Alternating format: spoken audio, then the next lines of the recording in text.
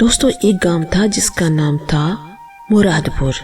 उस गांव में अमृत नाम का एक लड़का रहता था। अमृत बहुत गरीब था और जब वो सिर्फ 16 साल का था तभी उसके माता पिता का देहांत हो गया। अमृत ने अपने जीवन में अब तक बहुत दुख झेले थे। उसके पिता की मृत्यु के बाद एक अमीर सेठ ने अमृत से कहा, अरे अमृत, तेरे पिता ने मुझसे बहुत सारा कर्ज लिया था, अब वह तो मुझे कर्ज चुकाए बिना ही ऊपर चले गए। तू बता, मुझे पैसे कैसे लौटाएगा? अमृत बोला, सेठ जी, अब तो जानते मेरे पास कुछ भी नहीं है, मैं किसी तरह आपको पैसा लौटा पाऊंगा? मेरे पास बस एक झोंपड़ी है जिसमें मैं रहता हूँ। अमीर सेठ ने कहा, उस झोंपड़ी का मैं क्या करूंगा? अगर पैसे नहीं है तो तुझे जिंदगी भर मेरे खेत में मजदूरी करनी पड़ेगी और मैं तुझे इसके पैसे भी नहीं दूंगा। मेरे खेतों में काम करके ही तुझे कर्ज चुकाना होगा।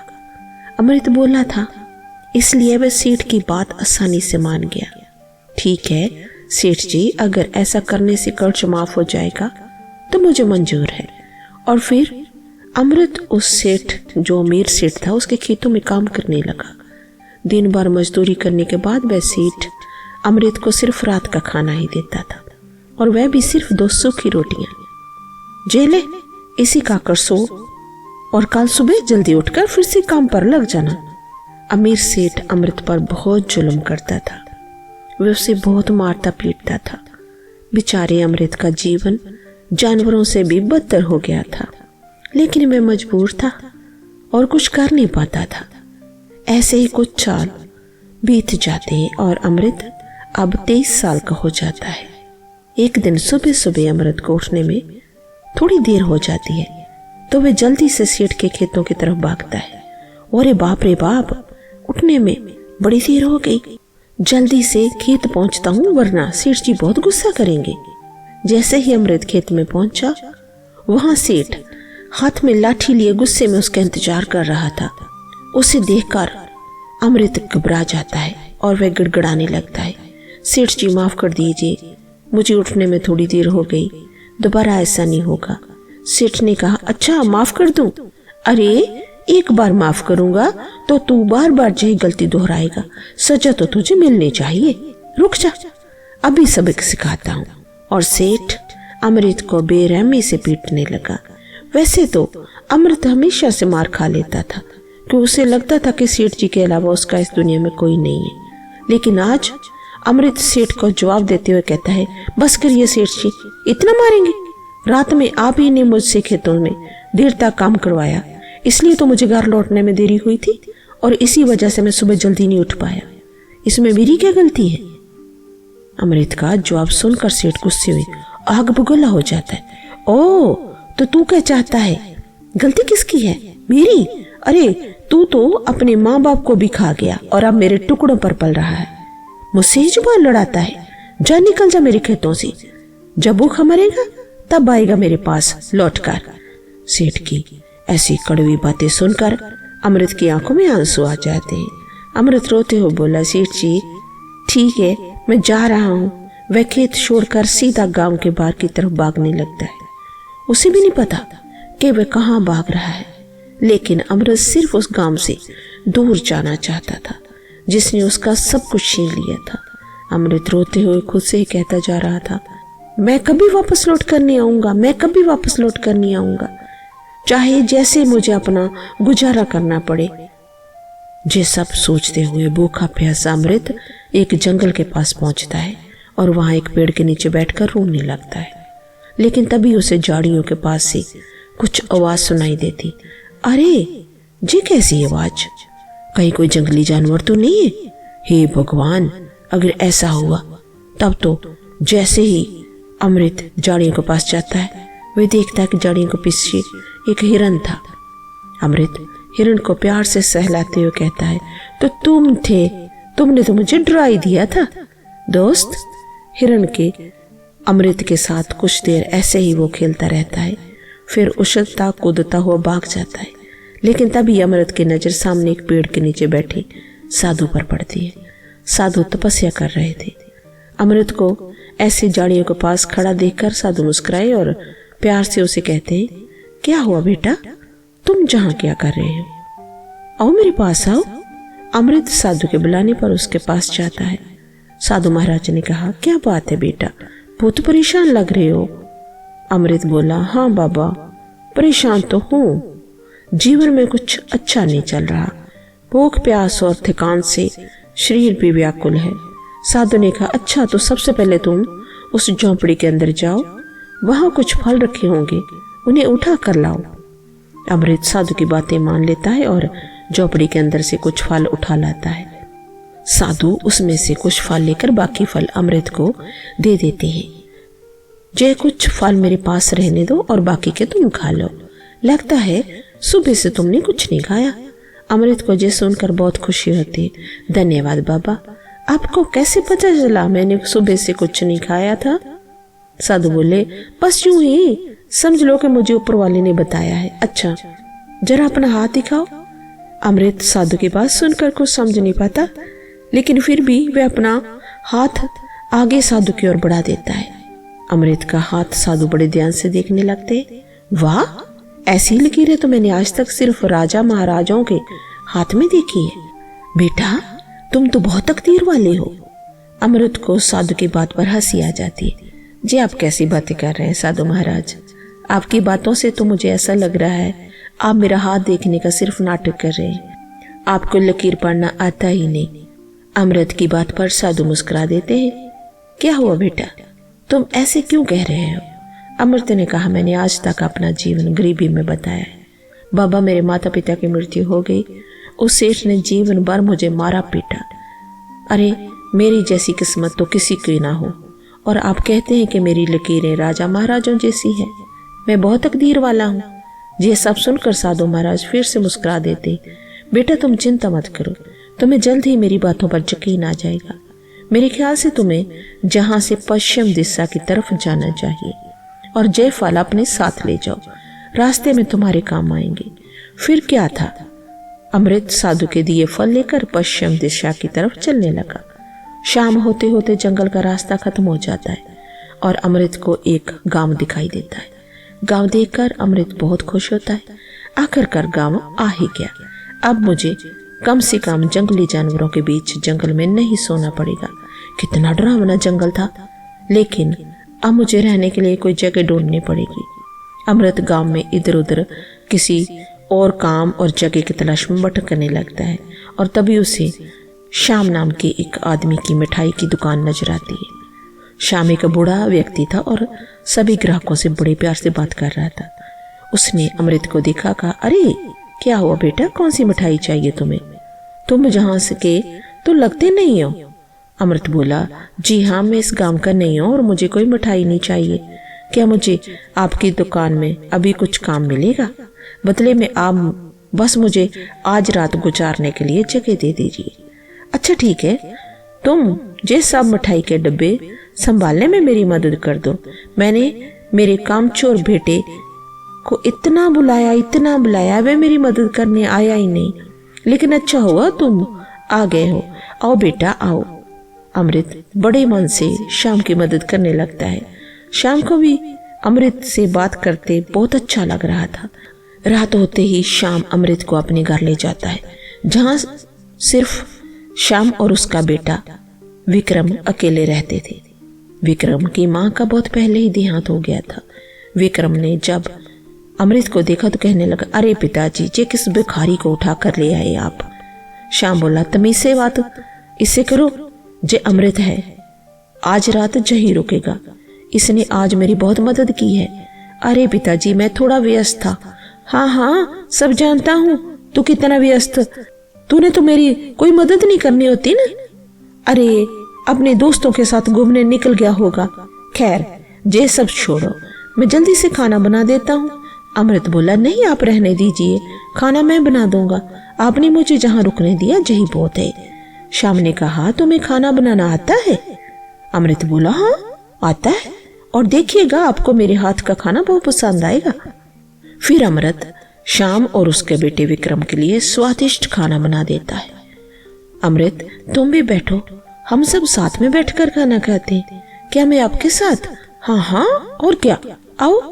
जब अमृत देखता है कि श्याम इतने प्यार से बात कर रहे हैं तो उसकी आंखों में आंसू आ जाते और वह उन्हें गले लगा लेता है।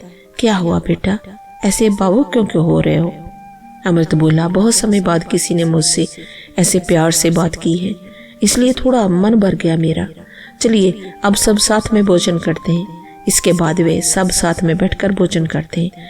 अगले दिन सुबह सुबह अमृत जल्दी उठ जाता है और सबके लिए नाश्ता भी बना देता है। आज उसे बहुत अच्छा लग रहा था। ऐसा महसूस हो रहा था मानो जे उसकी जिंदगी की एक शुरुआत हो।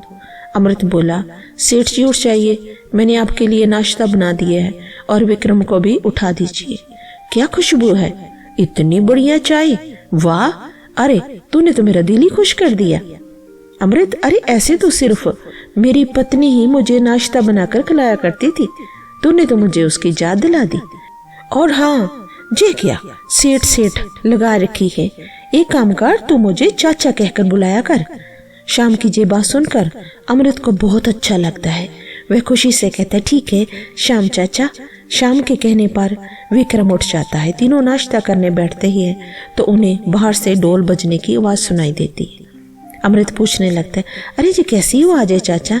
अरे बेटा, लगता है महल के सैनिक गांव वालों के लिए कोई संदेश लाए हैं। वह इसी तरफ ढोल बजाकर सबको बुलाते हैं। चलो हम भी चलकर देखते हैं। श्याम और अमृत बाहर जाकर देखते हैं तो वाकई महाराज के महल के कुछ सैनिक जोर जोर से ढोल बजाकर सबको बुला रहे थे। जब सब गांव वाले वहां इकट्ठा हो जाते हैं तो एक सैनिक बोलता है, सुनो गांव वालों, राजकुमारी अपने विवाह के लिए उचित वर ढूंढ रही है। जो भी गांव वाला उसकी एक खतरनाक शर्त पूरी करेगा, महाराज उसका विवाह राजकुमारी नंदिनी से करवा देगा और राज्य भी उसी को सौंप दिया जाएगा। आप में से जो भी राजकुमारी नंदिनी की शर्त को पूरा करना चाहता है वह कल सुबह महल में पहुंच जाएगा। सैनिक की ऐसी बात सुनकर गांव वालों में तो हलचल होने लगती है। कई लड़के राजकुमार बनने के लालच में राजकुमारी की शर्त पूरी करने का फैसला करते हैं, जबकि उन्हें जय तक नहीं पता था कि राजकुमारी की शर्त क्या है। अब गांव का हर नौजवान राजकुमारी से विवाह करने का सपना देखने लगता है। वह कौन खुशनसीब होगा जिसकी तकदीर बदल जाएगी। जब शाम ये सब सुनता है तो वह भी अपने बेटे से कहता है, विक्रम, अरे क्यों ना तू कल महल में जाकर एक बार अपनी किस्मत आजमा लो। हालांकि बहुत मुश्किल है, पर क्या पता राजकुमारी तुझे पसंद ही कर ले।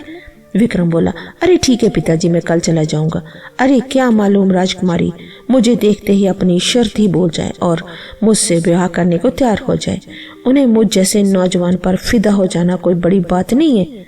शाम बोले, ख्याली पुलाव पकाना तो कोई तुमसे सीखे बेटा। असल जीवन में बिना कठिन मेहनत के हमें कुछ नहीं मिलता। अमृत बोला, जी हाँ, आपने बिल्कुल सही कहा चाचा, मैंने भी कठिन जीवन में यही सीखा है। हाँ तो अमृत, तुम भी इसके साथ कल महल चले जाना, क्या पता तुम्हारा भी भाग्य चमक जाए, फिर तुम्हें वहां कोई नौकरी मिल जाए। अमृत बोला, चाचा मुझे अपनी किस्मत पर तो बिल्कुल भरोसा नहीं है। वहां राजकुमारी और कहाँ मैं, लेकिन हाँ शायद मुझे वहां कोई नौकरी जरूर मिल जाए। अगले दिन अमृत विक्रम के साथ महल जाने के लिए निकल जाता है। वह देखता है कि गांव के कई लोग महल की तरफ जा रहे थे, क्योंकि सबके मन में राजकुमारी से ब्याह करने का लालच था। फिर सभी गांव वाले महल की जो सभा थी वहां पहुंच जाते हैं। वहां पर महाराज महारानी अपनी पुत्री राजकुमारी नंदिनी के साथ बैठे हुए थे। जैसे ही सभी गांव वाले और साथ साथ दूसरे राज्य के कई लोग भी वहां हाजिर थे। राजकुमारी नंदिनी कहती है कि आप सभी मेरी बात ध्यान से सुनिए। जैसा कि मैंने कहा था, मेरी एक शर्त है और उसे भी पूरा जो करेगा मैं उससे ही विवाह करूंगी। तो क्या आप सब मेरी शर्त पूरी करने के लिए तैयार हैं? उतने में ही एक दूसरे राज्य का राजकुमार कहता है, हाँ हाँ राजकुमारी जी, हम सब तैयार हैं। राजकुमारी नंदिनी ने कहा, आप सभी ने हमारे महल के पालतू शेर के बारे में तो सुना ही होगा। वह इस पूरे राज्य तो क्या आसपास के सभी राज्यों में सबसे खूंखार है। आप में से जो भी मुझसे ब्याह करना चाहता है उसे हमारे शेर से लड़ना होगा और उसे हराना होगा, लेकिन ध्यान रहे उसे एक खरोंच तक नहीं लगनी चाहिए। आपको इसे इस तरह से हराना है और अपने बस में करना है जिससे वे खुद ही आपके सामने अपने घुटनों पर बैठ जाए। जैसे ही सभा में जो सभी लोग वहां हाजिर थे राजकुमारी की ऐसी शर्त सुनते हैं, आधी सभा तो अपने आप ही खाली हो जाती है। कई गांव वाले और राजकुमार तो अपने घर वापस लौट जाते हैं। विक्रम भी डर के मारे वापस लौटने लगता है, लेकिन अमृत उसे रोक लेता है। अगर आप जहां तक आए हैं तो आपको एक बार कोशिश तो करनी चाहिए ना। जरूर राजकुमारी ने ऐसी शर्त इसलिए रखी क्योंकि इसके पीछे कुछ राज है। अरे मैं पागल थोड़ी हूँ जो जानबूझकर शेर के पीले पंजों में कूद जाऊं। अमृत और विक्रम भीड़ में काफी पीछे खड़े थे, इसलिए उन्हें राजकुमारी ठीक से दिखाई तक नहीं दे रही थी। लेकिन जैसे ही सभा खाली होने लगी, अमृत को राजकुमारी नंदिनी दिखाई देती है। वे इतनी खूबसूरत थी कि अमृत उन्हें देखते ही मोहित हो जाता है। लेकिन विक्रम अपना हाथ छुड़ाकर बाकी लोगों के साथ बाहर चला जाता है। अब सभा में कुछ गिने चुने लोग ही रह गए थे। राजकुमारी नंदिनी ने कहा, देखा आपने पिताजी, आधे से ज्यादा लोग तो मेरी शर्त सुनते ही भाग गए हैं। अब ये जो बच्चे हैं जिस शेर को देखकर भाग जाएंगे। महाराज बोले, बेटी तुमने रखी भी तो ऐसी शर्त है ना, लगता है तुम्हें ब्याह करना ही नहीं है। लेकिन चलो हम इन्हें शेर के पिंजरे के पास ले जाते हैं, क्या पता इनमें से कोई तुम्हारा होने वाला राजकुमार हो। जे नामुमकिन है पिताजी, ऐसा कोई वीर आज तक इस धरती पर नहीं जन्मा ही नहीं है। जो लोग बचे थे उन्हें लेकर सैनिक महल के बगीचे में आ जाते हैं। वहीं पर एक बड़ा सा पिंजरा रखा हुआ था जिसके अंदर एक के शेर कैद था। शेर को देखकर बाकी बचे लोगों को भी होश उड़ गए, लेकिन अमृत की नजर तो राजकुमारी से नहीं हट रही थी। अमृत सोचता है, मेरे पास अब खोने के लिए कुछ भी नहीं है। वैसे भी मेरी पूरी जिंदगी इतनी खराब थी, कौन है मेरा जो घर में इंतजार कर रहा है। इसलिए मैं एक बार ये शर्त पूरी करने की कोशिश जरूर करूंगा, क्या पता मेरा भाग्य सचमुच चमक जाए। जैसे ही लोगों के सामने शेर आता है, जो बचे हुए राजकुमार थे ना और गांव वाले थे, वो भी भाग जाते हैं। अब सिर्फ अमृत अकेला ही बचा और अमृत को वहां खड़ा देखकर राजकुमारी नंदिनी चौंक जाती। अरे तुम गए नहीं, लगता है तुम्हें अपने जीवन से कोई खास लगाव नहीं है। अमृत बोला, नहीं राजकुमारी जी, मुझे इस शेर से एक बार लड़ना है और आपकी शर्त पूरी करनी है। और जहां तक रही जीवन की बात, तो मेरे जीवन में वाकई में ऐसा कुछ नहीं है जिसके लिए मुझे जीने की बहुत चाहत हो। राजकुमारी नंदिनी बोली, ठीक है फिर जाओ और शेर के पिंजरे में और आजमा लो अपनी तकदीर को। कुछ सैनिक जल्दी से पिंजरा खोल देते और अमृत अंदर चला जाता है। अंदर शेर गुस्से में अमृत को देखकर दहाड़ता है। अमृत पहले तो उसे देखकर डर जाता है, लेकिन वह हिम्मत नहीं हारता। शायद राजकुमारी की वह शर्त पूरी करने के लिए मुझे इससे लड़ने की जरूरत नहीं है, मैं इसे शांत कराकर भी तो घुटनों के बल ला सकता हूँ। तभी अमृत देखता है कि शेर के पैर में तो चोट लगी हुई है, वहां से खून भी बह रहा है, इसलिए शेर और ज्यादा गुस्से में था।